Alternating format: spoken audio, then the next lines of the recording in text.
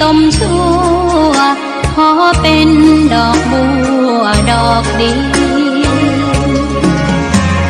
ใครไม่มองว่าบัวงามเด่นแต่บัวก็เป็นดอกบัวทุกวันอย่างนี้ไม่อยากเด่นดังแต่มุ่งหวังในทางเด่นดีเกิดมาเพื่อสร้างบารมีถวายชีพนี้บูชาดอกบัวดอกน้อยเฝ้าคอยคนที่ใจบุญมาโอบเอื้อเกื้อกูลรู้ค่าของบุญเก็บบัวขึ้นมาเพื่อสร้างความดีและสร้างบารมีดังว่าใช้ดอกบัวนี้บูชาพระสัมมาสัมพุทธองค์ขอถวายความเคารพพระมหาเถรานุเถระครูบาอาจารย์เจ้าทั้งหลายจุตนจุองค์เจริญสุขเจริญธรรมจงได้บังเกิดมีกับท่านสาธุชนพุทธบริษัททั้งหลายที่ได้สดับรับฟังสาระธรรมกันตังสถานีวิทยุในระบบคลื่น FM 104.50 เมกะเฮิรตซ์ในวันนี้เป็นวันพุธที่24กันยายนพุทธศักราช2568อาตมาภาพท่านพระครูปัญญาสังฆการก็ได้มาเข้ารายการพบปะกับท่านสาธุชนท่านผู้ฟังทั้งหลายซึ่งทางท่านอาจารย์พระครูสมุวิสุวัตรวรกิจโจผู้อำนวยการสถานีวิทยุธรรมวิทยุคลื่น 104.50 เมกะเฮิรตซ์วัดฝ่ายหินตำบลสุเทพอำเภอเมืองจังหวัดเชียงใหม่ได้ส่งสัญญาณเวลาถวายให้ทางวัดสลีโสดาพระอารามหลวงก็ได้มาพบกับท่านทั้งหลายบางครั้งก็ได้ลิงก์สัญญาณกันทางสถานีคลื่นสีขาวในสถานีธรรมวิทยุของคณะสงฆ์อำเภอดอยหล่อในการที่ได้สาธยายธรรมลิงก์สัญญาณรายการของครูบาอาจารย์แต่ละรูปแต่ละท่านได้ฟังกันตลอด24ชั่วโมงซึ่งก็มีวัดฝ่ายหิน 104.50 เมกะเฮิรตซ์เป็นแม่ข่ายหลวงแม่ข่ายใหญ่ที่ได้ลิงก์สัญญาณไปหลายสถานีทั่วภาคเหนือก็เป็นประโยชน์นะญาติโยมได้รับรู้ข่าวสารการเคลื่อนไหวของการกินการต้านหรือว่าความเคลื่อนไหวในด้านสังคมปัจจุบันถึงทางโลกทางธรรมข่าวสารสาระต่างๆนานาก็เป็นที่ให้ญาติโยมทั้งหลายได้ทราบตลอด24ชั่วโมงสำหรับเมื่อค่ำยามเย็นในวันนี้ก็เป็นเสียงธรรมวัดสลีโสดาพระอารามหลวงจังหวัดเชียงใหม่อาตมาภาพท่านพระครูปัญญาสังฆการได้มามาพบกับท่านสาธุชนผู้ฟังทั้งหลายเป็นช่วงเวลายามเย็นวันนี้อากาศก็ยังครึ้มสีจะเป็นฟ้าเป็นฝนขึ้นมาซึ่งที่ผ่านมาก็มีฟ้ามีฝนตกลงหลังจากที่ได้ผ่านพ้นในการทำบุญของวันที่22กันยายนที่ผ่านมาก็เป็นฟ้าเป็นฝนตกจนถึง1 ทุ่ม2 ทุ่มญาติโยมแล้วก็มีกลางคืนแถมก็เรียกว่าเป็นการฝนส่งใต้ก่อนจะออกพรรษาก็ มามาจากกันในต้นรายการนี้ก็จะมอบสุภาษิตโบราณล้านนานเป็นมรดกคำสอนของบรรพชนปู่ย่าตายายพ่ออุ้ยแม่หม่อนเพื่อได้เอามาเผยแผ่เอามาปั่นมาฝากเพื่อได้เป็นประโยชน์นะกับท่านอาจจะได้นำมาเป็นข้อคิดสะกิดใจในวิถีในชีวิตประจำวันหรือจะนำเอาไปบอกกล่าวแก่มิตรแก้วสหายคำเพื่อนรอบข้างในครอบครัวก็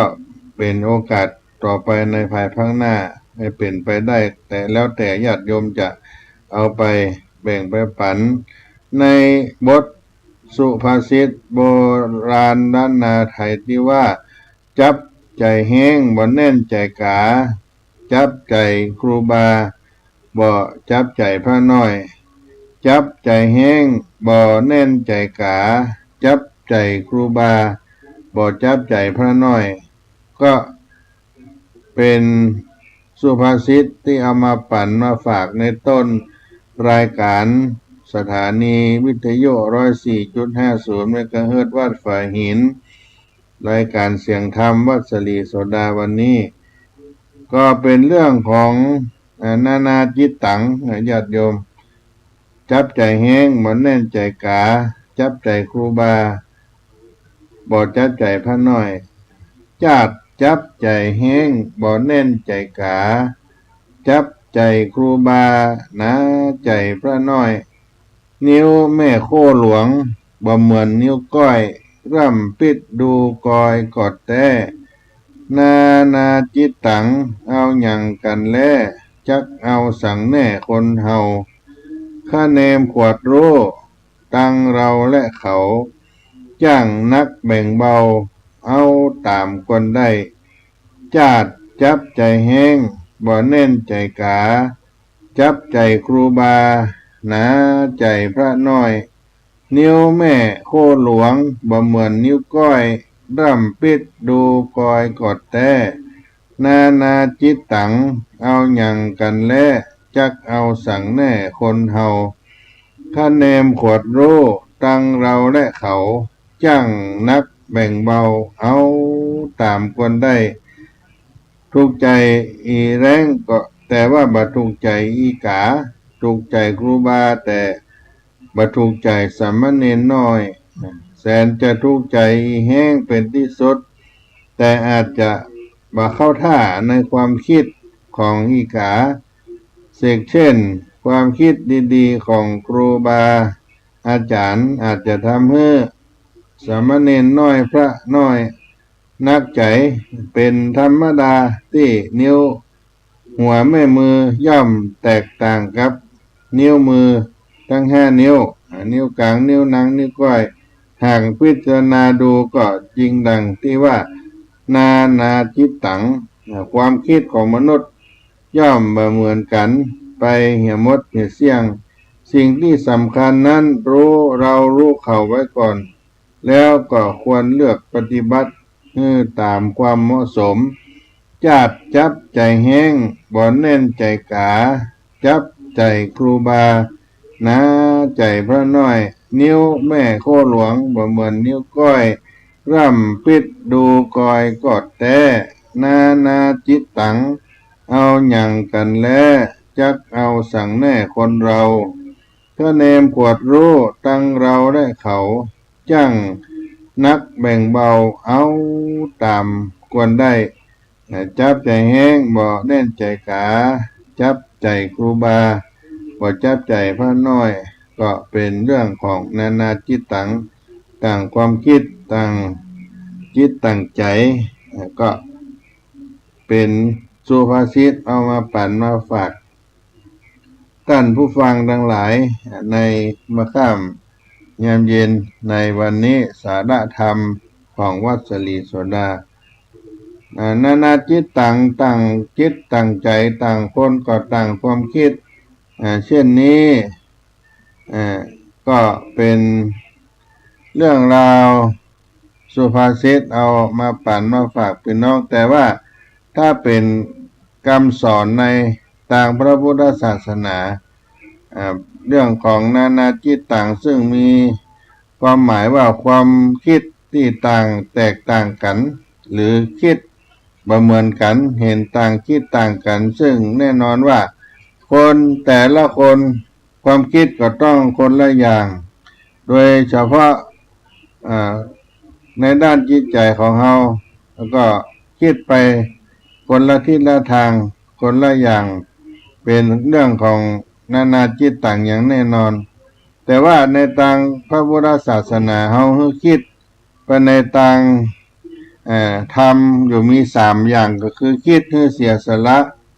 บ่คิดที่จะอยากได้จนเกินไปและก็ให้มีความคิดในเรื่องเมตตาบ่คิดอาฆาตบาดร้ายไผ3คิดในทางที่ดีมีประโยชน์ถ้าหากว่าเราคิดได้กันนำ3อย่างนี้จิต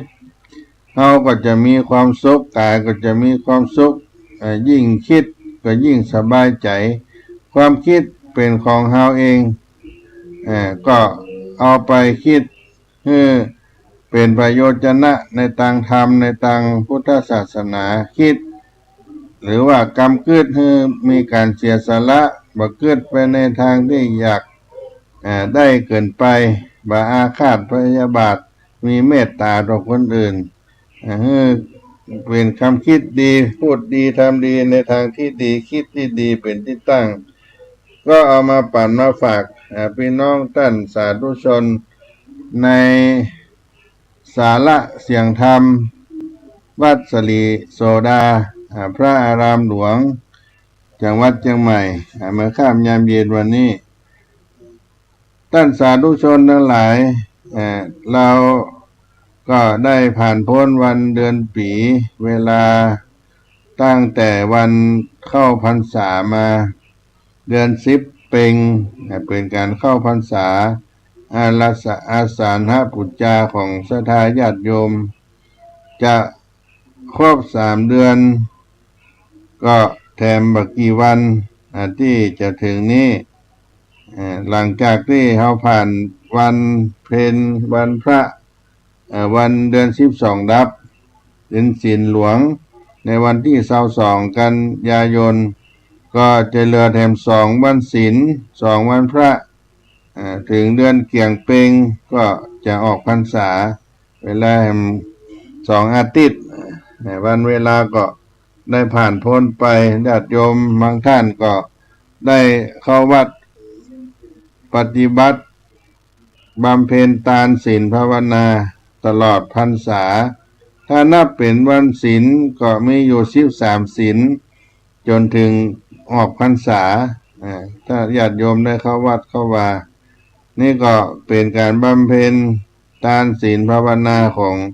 พี่น้องศรัทธาได้มีโอกาสในช่วงเข้าพรรษาได้ทานขันข้าวทานดอกไม้ธูปเทียนทานข้าวบาตรได้เข้าวัดฟังธรรมสร้างบุญกุศลเอาไว้กับตนกับตัวของเราสร้างบุญบารมีให้เราได้เพิ่มขึ้นได้สั่งสมไว้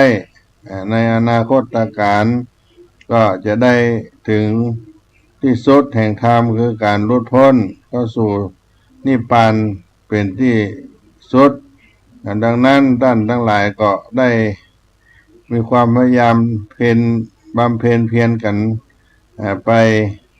จนที่เราจะสามารถทำกันได้ที่ผ่านมาวันที่22กันยายนก็เป็นวันกตัญญูของวัดสลีโสดา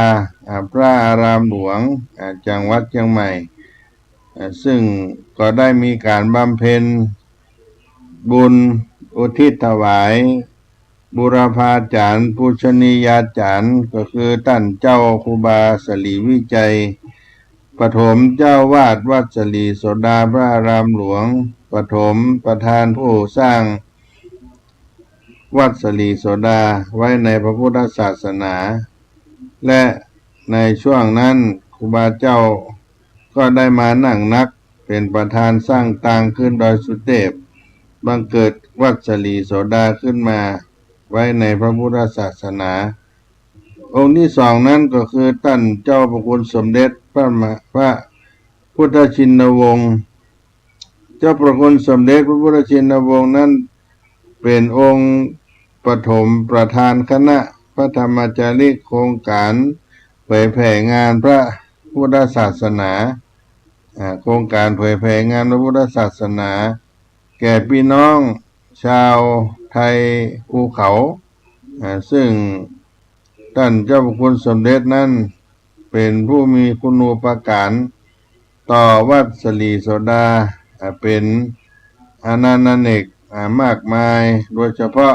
พี่น้องเจ้าเขาที่ได้มีพระพุทธศาสนาเอาไว้เป็นสรณะเป็นที่เปิ้งเรียกว่าการเผยแผ่งานพระพุทธศาสนาบนพื้นที่สูงในโครงการพระธรรมจาริกและท่านครูบาเสานารโทและเจ้าพระคุณสมเด็จพระมหาราชมังคลาจารย์ทั้งฝ่ายส่วนวัดสลีโสดาฝ่ายโครงการพระธรรมจาริกและก็ตลอดถึงผู้มีคุณูปการต่อวัดสลีโสดาพระอารามหลวงจังหวัดเชียงใหม่ที่ผ่านมามีการทำบุญในวันที่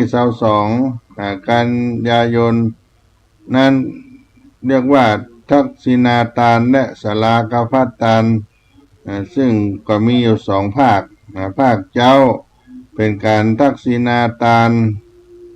สวดพระพุทธมนต์บังสุกุลถวายภัตตาหารเพลภาคบ่ายตันกวยสลากภัตโดยวันกตัญญูนั้นเป็นวันที่เราได้ทำบุญระลึกถึงหาผู้มีพระคุณเป็นเวลามา30 ปีญาติโยม30 ปีกตัญญูกตเวทิตาต่อผู้มีอุปการะต่อโครงการพระธรรมจาริกแล้วก็ได้ตามสลักภัตเป็นปีที่2ของการจัดงานกวยสลักที่วัดสลีโสดาแห่งนี้เพราะนั้นก็ได้มาแสดงออกซึ่งความกตัญญูรู้คุณต่อผู้มีพระคุณคุณูปการต่อวัดสลีโสดาและโครงการพระธรรมจาริกตามคำสอนขององค์สมเด็จพระสัมมาสัมพุทธเจ้าเขาได้นึกถึงผู้มีพระคุณผู้ที่มีอุปการะคุณต่อเราเพราะเราได้ทำแล้วก็เกิดความสุขสบายใจเกิดขึ้นกับชีวิตของเรานั่นเป็นสิ่งที่พุทธองค์ได้สอนและเราก็ดำเนินตามพี่น้องศรัทธาญาติโยมที่ได้ร่วมเป็นเจ้าภาพถวายทานไทยธรรมถวายทานกวยสลากผ้าบังสุกุลผ้าปังสุกุลภัตตาหารเพลก็มาจาก3 ทิศ4 ทิศ8 ทิศโดยเฉพาะศรัทธาประจำวัดสลีโสดานั่นก็มีทั่วประเทศไทยภาคเหนือในแผ่นดินล้านนาซึ่งเป็นวัดที่มีศรัทธาประจำบ้านน้ำตกห้วยแก้ว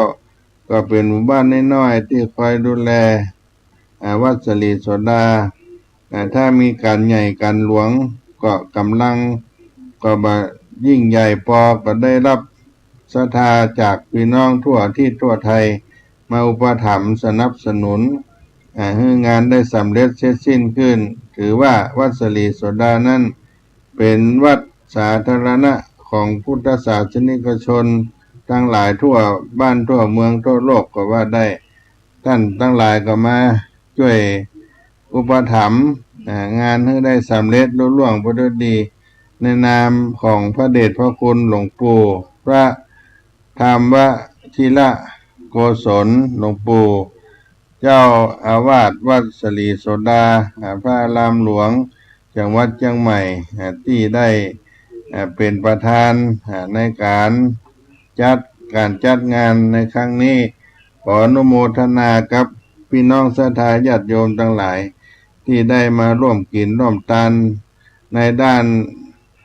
สิ่งของในด้านปัจจัยในด้านกำลังกายกำลังปัญญา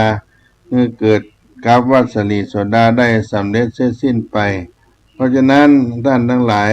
ได้สร้างคุณงามความดีกำจูพระพุทธศาสนาโดยเฉพาะ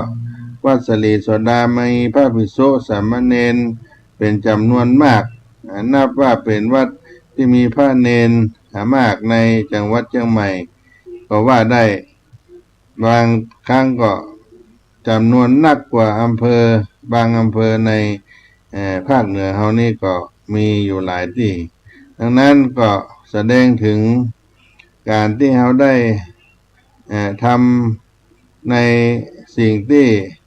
อุปถัมภ์ในงานพระพุทธศาสนามาระลึกถึงพระผู้มีพระคุณต่อพระพุทธศาสนาปฐมเจ้าอาวาสและปฐมประธานการเผยแพร่ชาวเขาครูบาเจ้าสลีวิจัยตนบุญแห่งล้านนาไทยเจ้าพระคุณสมเด็จพระพุทธชินวงศ์สุวรรณโชตมหาเถระสุวรรณโชตมหาเถระครูบาสุวรรณเนี่ยเป็นผู้ริเริ่มการเผยแพร่งานชาวเขาไปทั่วภาคเหนือดังนั้นท่านทั้งหลายได้มาร่วมกันสร้างคุณงามความดีก็ถือว่าเป็นบุคคลที่หาได้ยากในพระพุทธศาสนาบุพการีคือผู้ที่ได้ทำบุญมาก่อน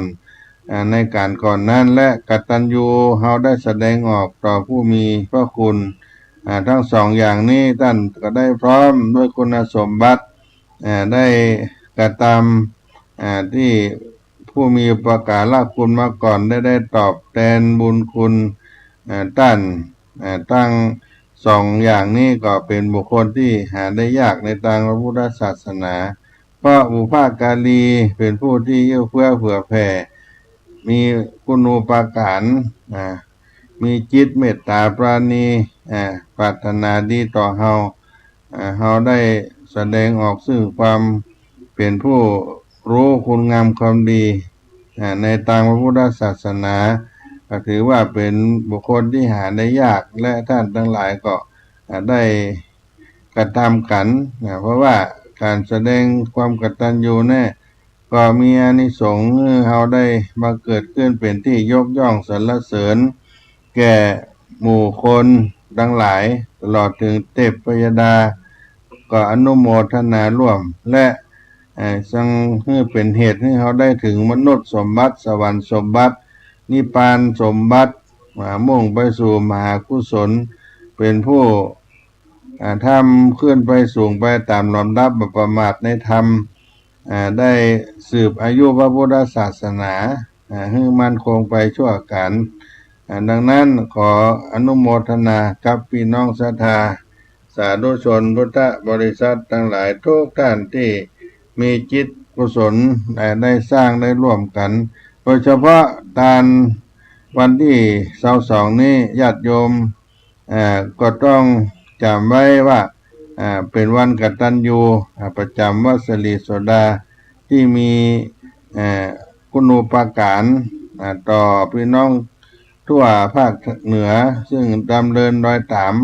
ครูบาเจ้าสลีวิจัยครูบาตนบุญของล้านนาที่เฮาเคารพนับถือได้สถิตอยู่ในจิตในใจเฮาบ่จืดบ่จางไปชั่วกาลละนานเพราะฉะนั้นก็อนุโมทนากับพี่น้องศรัทธาทั้งหลายไว้ณโอกาสนี้ด้วยถ้าหากว่าขาดตกบกพร่องด้วยประการใดก็ขอขมาอภัยกับทั้งฝ่ายคณะสมณะศรัทธาและมุลศรัทธาทั้งหลายโดยเฉพาะพี่น้องบนดอยที่มาทั่วภาคเหนือเอาพืชผักผลไม้ก็ป่าอาหารมาถวายทานที่อยู่ในโครงการพระธรรมจาริกวัดพระธรรมจาริกได้นำเอามาถวายทานวันกตัญญูของวัดสลีโสดาเพราะฉะนั้นก็เป็นวันที่พี่น้องศรัทธา ญาติโยมได้มาหวนรำลึกถึงอดีตที่เขาได้เผยแผ่งานกับชาวเขาพี่น้องชาวเขาก็หลั่งไหลกันเอาพักเอาไม้มาตานโดยเฉพาะอำเภออมก๋อยอำเภอฮอดอำเภอแม่วางจังหวัดเชียงใหม่และก็จังหวัดตากจังหวัดใกล้เคียงที่มาร่วมบุญกันอันนี้ก็ไปตามการเผยแผ่งานทำพระพุทธศาสนาจาราธาภิกขเวพหุชนะหิตายะพหุชนะสุขายะโลกานุกัมปายะที่เอาธรรมะไปเป็นประโยชน์เพื่อความสุขอนุเคราะห์แก่ชาวโลกเป็นหลักธรรมให้คณะพระธรรมจาริกได้ขึ้นไปเผยแผ่งานพระพุทธศาสนาเป็นสโลแกนเป็นปรัชญาในการทำงานของโครงการพระธรรมจาริกเพราะว่าพระธรรมจาริกนั้นมีคุณูปการในอุดมการณ์จาราธะภิกขเวพหุชนะหิตายะพหุชนะสุขายะโลกานุกัมปายะดูก่อนภิกษุทั้งหลายเธอจงเที่ยวไปแสดงธรรมเพื่อประโยชน์เพื่อความสุขแก่คนหมู่มากจงแสดงธรรมอันงามในเบื้องต้นงามในท่ามกลางงามในที่สุดเพื่อประโยชน์เกื้อกูลเพื่อความสุขแก่เทวดาและมนุษย์ทั้งหลายได้ประกาศธรรมพรหมจรรย์บริสุทธิ์บริบูรณ์โดยสิ้นเชิงนี่ก็เป็นอุดมการณ์ของการเผยแผ่งานพระธรรมจาริกแก่พี่น้องชาวเขาดังนั้นท่านพี่น้องที่ได้เดินทางมาจากบนเขาบนดอยก็ได้รำลึกถึงคุณูปการต่อวัดสลีโสดาวัดเบญจมาบพิตรดุสิตวนารามซึ่งเป็นวัดเจ้าคุณสมเด็จพระพุทธชินวงศ์ที่ได้เป็นส่วนกลางของงานต่างๆของโครงการพระธรรมจาริกในการเผยแผ่งานพระพุทธศาสนากับพี่น้องเจ้าเขาตลอดถึงการที่ได้บูชาในคุณของท่านครูบาเจ้าศรีวิจัยตนบุญของล้านนาไทยครูบาเจ้าศรีวิจัยนี่ก่อนนับว่าเป็นพระธรรมจาริกต้นแบบของการเผยแผ่งานพระพุทธศาสนาไปทั่วทิศทั่วทางครูบาเจ้านั้นเป็นยอดของการเผยแผ่การพัฒนาของพระพุทธศาสนาในแผ่นดินล้านนาของเราก็เอามาเป็นแนวเป็นแบบเป็นที่จ้างที่เปื้องของเราและได้ดำเนินรอยตามก็มามาจากันในต้นรายการนี้ก่อนอนุโมทนาคุณแม่ทองพูนพงธรรมกราบนมัสการท่านพระครูปัญญาสังฆการในรายการเสียงธรรมเมื่อค่ำยามเย็นวันนี้อนุโมทนาคุณแม่ทองพูนพงธรรมเป็นผู้ที่แสวงทำบุญตลอดไปหลายวัดหลายวาทั้งถึงครูบาเจ้าศรีวิจัยหลวงปู่พระธรรมวชิรโกศลท่านพระครูปัญญาที่วัดสลีโสดาเพื่อนเกาะมาถวายทานตลอดแต่ก่อนก็ป้าเพื่อนไปทานพระพุทธรูปหน้าตัก50-60 นิ้วราคาก็ร่วมเป็นแสนที่วัดพระธรรมจาริกย่านนำแม่ทองพูนพงธรรมเพื่อนก็เอาพระเจ้าตองสำริดเนี่ยไปถวายให้พี่น้องเจ้าเขาไปกราบไปไหว้ตลอดนี้ทุกวันนี้ก็ชาวเขาพี่น้องที่บ้านย่านนำอำเภอแม่สวยจังหวัดเชียงรายก็กราบไหว้พระประธานของแม่ทองพูนพงธรรมที่ได้เอาไปถวายกันทุกวันตลอดปีตลอดแรงอนุโมทนาบุญเนื้อก็พักกันสักกรรมพระกันในต้นและกันไว้สักกรรมเพื่อจะได้พักฉันน้ำบุญน้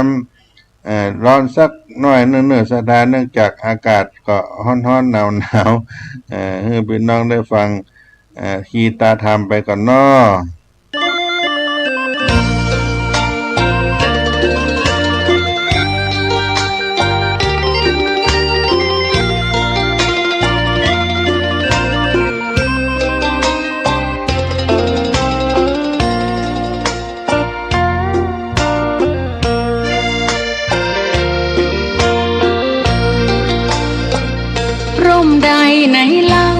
จะเย็นเท่า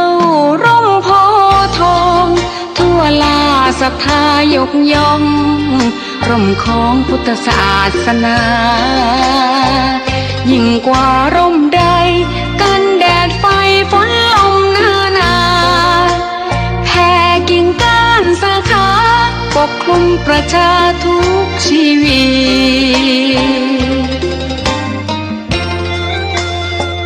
เย็นใดไหนเล่าจะเทียมเท่าเย็นใจ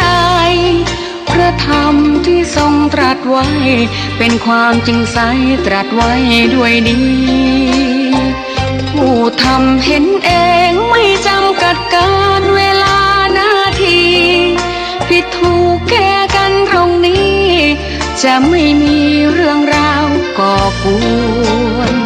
พุทธศาสนาเชื่อมมากับเมืองสยามวัดบ้านโรงเรียนเขตคามปฏิบัติตามแม่ยามเรรวนคิดทำสิ่งใดเป็นไปเพื่อประโยชน์ทั้งมวลทำดีละสิ่งยั่วยวนขนึงครวญ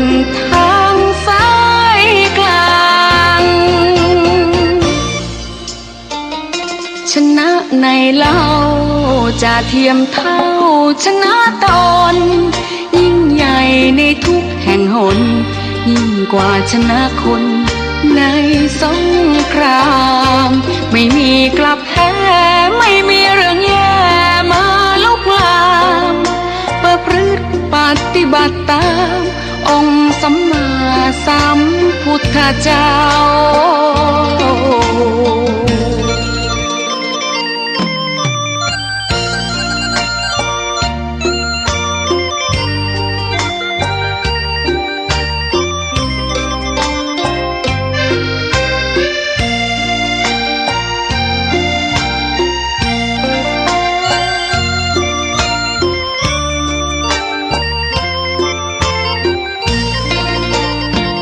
พุทธศาสนาเชื่อมมากับเมืองสยามวัดบ้านโรงเรียนเขตคามปฏิบัติตามแม่ยามเรรวนคิดทำสิ่งใดเป็นไปเพื่อประโยชน์ทั้งมวลทำดีละสิ่งยั่วยวนขนึงครวญทางสายกลางชนะในเล่าจะเทียมเท่าชนะตนยิ่งใหญ่ในทุกแห่งหนยิ่งกว่าชนะคนในสงครามไม่มีกลับแพ้ไม่มีเรื่องแย่มาลุกลามประพฤติปฏิบัติตามองค์สัมมาสัมพุทธเจ้า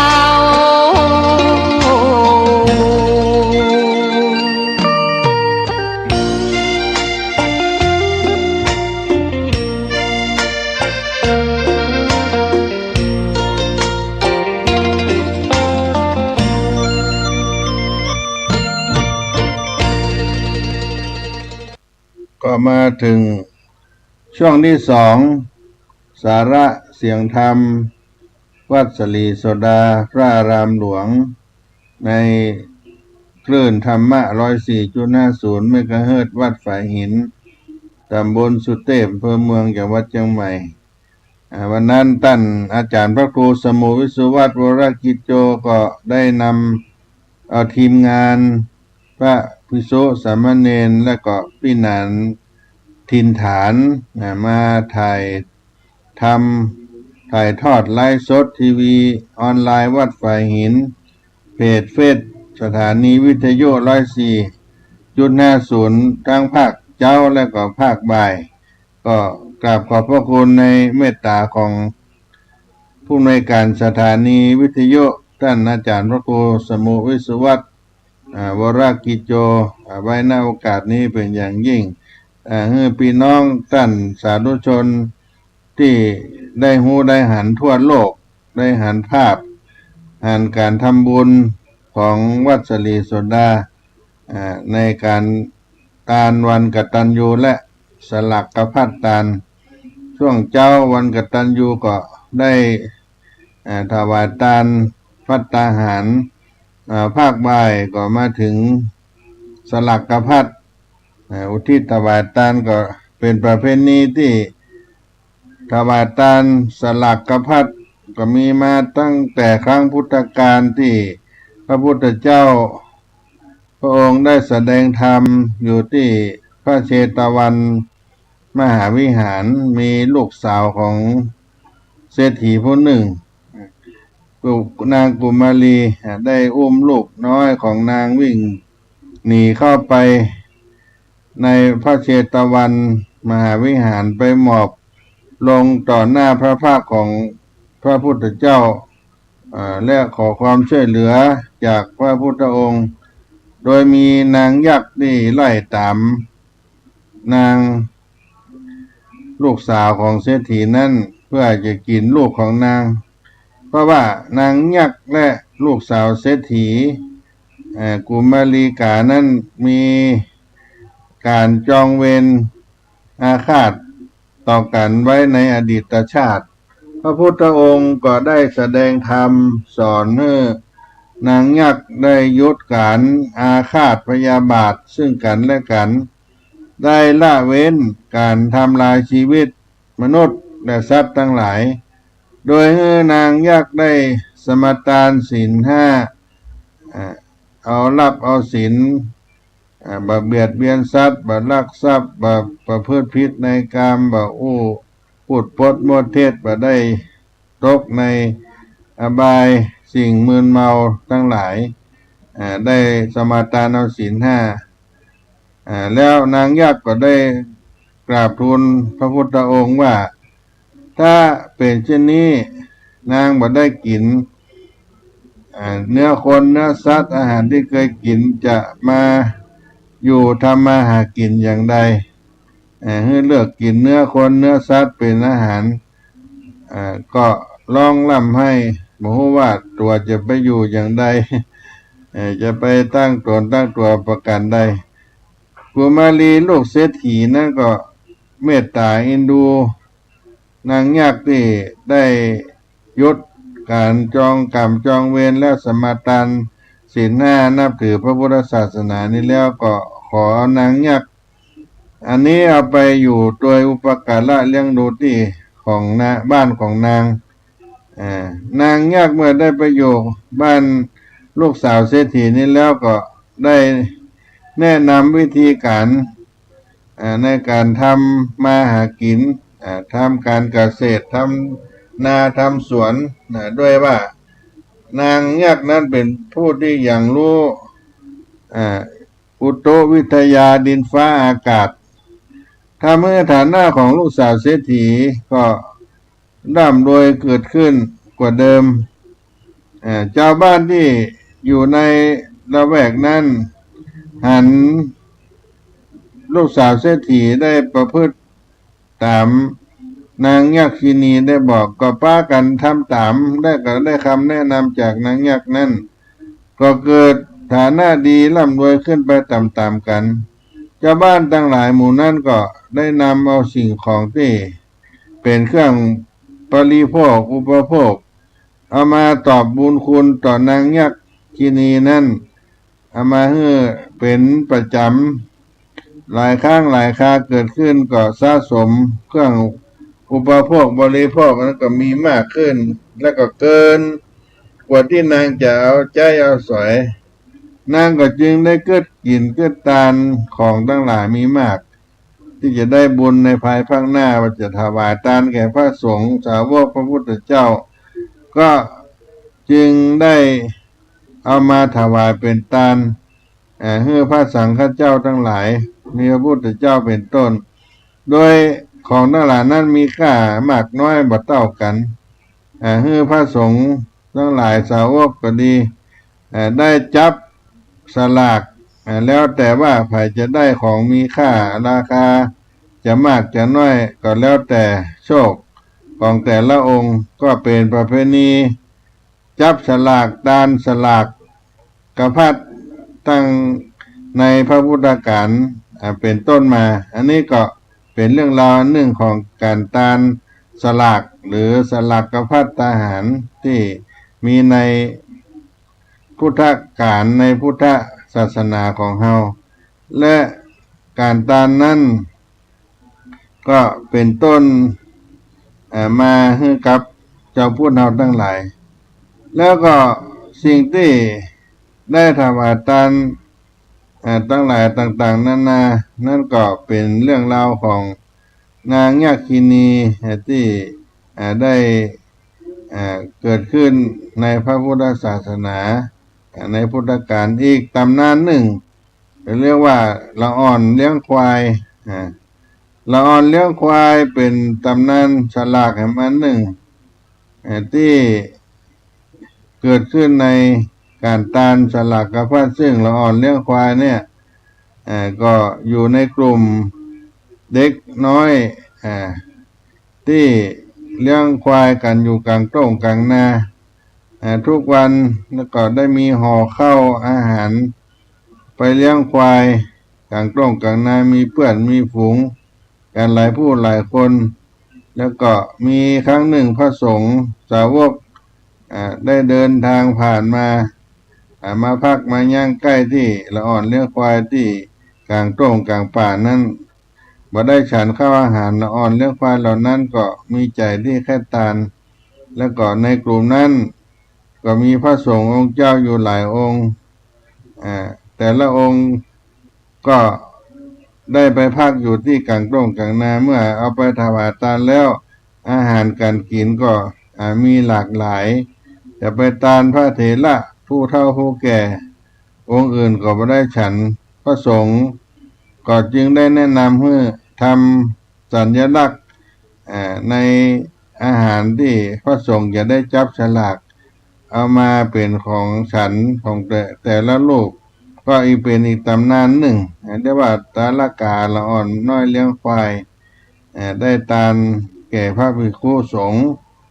ในตำนานสลากพัดแล้วการตานสลากก็เป็นเห็นเรื่องราวหนึ่งก็คือนางปทุมมาวดีที่ได้ถวายทานแก่พระสังฆเจ้าได้ทานสลากพัดแล้วก็ได้มีอานิสงส์ได้ทานสลากพัดได้เป็นมเหสีของพระเจ้าแผ่นดินกรุงปาราณสีอันนี้ก็เป็นเรื่องการตานสลากพัดโดยย่อที่มีอานิสงส์เกิดขึ้นในอดีตการเพราะฉะนั้นพี่น้องศรัทธาทั้งหลายก็มาร่วมกินร่วมทานกันมากหน้าหลายตาที่วัดสลีโสดาพระอารามหลวงก็ทำให้ประเพณีอันนี้ได้ฟื้นขึ้นมาเป็นสลากบนเขาบนดอยที่มีพระภิกษุสามเณรอยู่จำพรรษาเป็นมากมายบางท่านก็ถวายทาน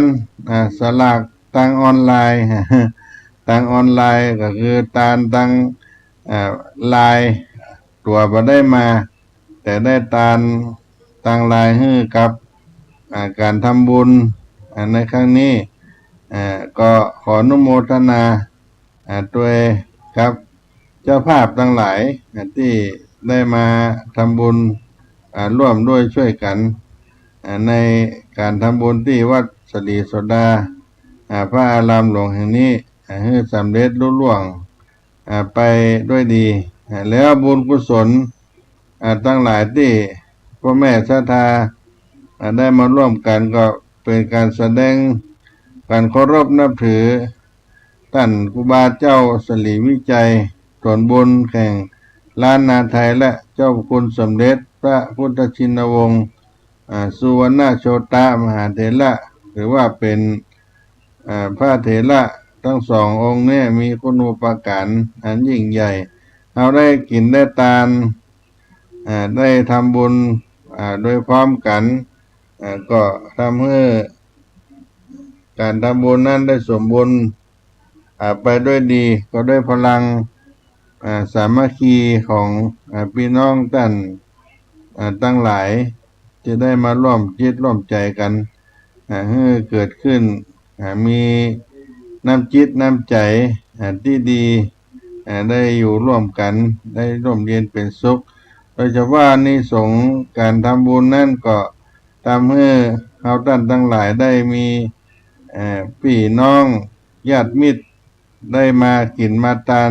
ร่วมกันทั่วทิศทั่วไทยทางวัดสลีโสดามีการจัดงานอย่างนี้ทุกปีในวันที่22กันยายนของทุกปีก็จะเป็นวันถวายทานในวัดสลีโสดาพระอารามหลวงจังหวัดเชียงใหม่เพราะฉะนั้นพี่น้องทั้งหลายที่มาจากอำเภอต่างๆที่เป็นลูกศิษย์ของพระธรรมจารีตของเราได้มาร่วมบุญด้วยกันนี่ก็ถือว่าได้มีน้ำจิตน้ำใจได้เดินทางมาจากป่าจากดอยต้องมานอนญาติโยมเนี่ยมานอนอยู่ที่วัดสลีโสดานี่บอกได้ว่าไปกลับได้ตันต้องมานอนมาพักแล้วก็มาทำกับข้าวอาหารมาถวายทานให้พระภิกษุสามเณรโดยเอาวัตถุดิบมาจากบนดอยของปลูกลูกฝังที่ญาติโยมได้ผลิตได้ปลูกได้ทำด้วยมือด้วยใจของตัวเองเอามาทานเป็นการทานผลผลิตจากการเกษตรการได้ปลูกไร่ปลูกนาปลูกสวนของญาติโยมเอามาให้ทานนี่ก็เป็นน้ำจิตน้ำใจอันดีงามที่ได้มาแสดงออกซึ่งกันและกันในฐานะเป็นศิษย์วัดสลีโสดาในโครงการพระธรรมจาริกด้วยปีหน้าฟ้าใหม่ก็หวังว่าจะได้รับความเมตตาจากมูลศรัทธามหามูลศรัทธาพี่น้องท่านทั้งหลายได้มาร่วมตักขีณทานตักขีนาทานังสลากภัตตาทานังวัดสลีโสดาเพื่อได้ทำบุญต่อผู้มีพระคุณในแผ่นดินล้านนาตนหนึ่งคือตนบุญแห่งล้านนาไทยตนหนึ่งคือสมเด็จปฐมสมเด็จพระพุทธชินวงศ์เป็นสมเด็จของพระราชาคณะจันทร์สุพรรณบัตรคนแรกของคนเมืองเหนือเรียกว่าปฐมสมเด็จดินแดนล้านนาไทยเป็นผู้ใหญ่ทั้งสององค์นี้เพราะฉะนั้นเราในฐานะเป็นคนแผ่นดินล้านนาก็ถือว่าเราได้มีบุญได้ทานให้กับผู้มีคุณูปการเป็นที่จ้างที่เปิ่งในด้านจิตใจของเราที่ได้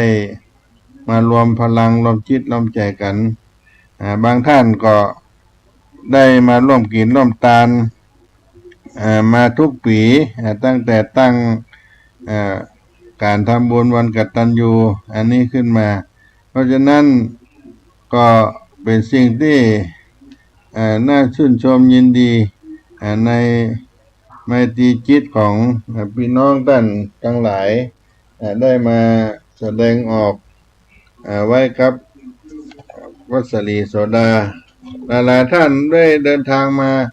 อาจจะไม่ได้ตักได้ถามกันโดยทั่วถึงก็ขอสุมาภัยครับพี่น้องท่านทั้งหลายด้วยโอกาสหน้าฟ้าใหม่ก็มาร่วมบุญกินทานกันในวัดสลีโสดาสำหรับวันที่22กันยาวันกตัญญูวัดสลีโสดาพระอารามหลวงนั้นพี่น้องท่านสาธุชนทั้งหลายที่ได้มีโอกาสได้หันการถ่ายทอดไลฟ์สดทางสถานีวิทยุก็ได้สาธุการโมทนาชื่นชมบุญด้วยกันก็ขอบุญนั้นจงไปถึงท่านทุกคนวันนี้รายการเวลาก็จะใกล้หมดเสียงไปขอเชิญพี่น้องท่านสาธุชนได้น้อมไหว้ครูบาเจ้าสิริวิจัยเมื่อค่ำยามเย็นนี้เพื่อเกิดความผาสุกในการดำเนินชีวิตมีโชคมีใจกันในใต้ละกันนี้นะโม โมตัสสะภะคะวะโตอะระหะโตสัมมาสัมพุทธัสสะนะโมตัสสะภะคะวะโตอะระหะโตสัมมาสัมพุทธัสสะนะโมตัสสะภะคะวะโตอะระหะโตสัมมาสัมพุทธัสสะจะเนนายังมหาเถโรสิริวิชโยพุทธเตเยจนาอภิปูจินติเตสังโสถีโหตุสัพพทาสีวิจัยญาจนะมหาเถโลสัปปะลาโภนิรันตรังตะมหังสังฆังศีลสานามามิพระมหาเถระเจ้าองค์นี้มีมหาชนให้ขนานนามว่าตนบุญล้านนาไทยครูบาเจ้าสลีวิจัยมหาชนเหล่าใดได้บูชาเป็นอย่างยิ่งพระมหาเถระเจ้าองค์นั้นขอความสุขสดดีจงมีแก่ท่านทั้งหลายในการทุกเมื่อเทินวันตามิพันเตสัปปังอปาลาตังขมะธรรมีพันเตมายากตังปุญญังสามินาอนุโมทิตปังสามินากตังปุญญังไมหังทาตปังสาธุสาธุอนุโมตามิปาละมีกุลครูบาท่านไทยสมเด็จที่ไว้สังฆปิตามหาเถระปุญญนำนาปัญโจกใจยาจนาทั่วหน้าเพื่ออยู่สุขังพลังเข็มกล้า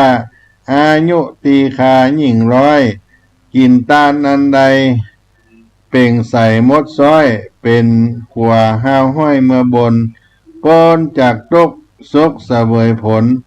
นิพพานบนจันฟ้าเวียงแก้วจันฟ้าเวียงแก้ว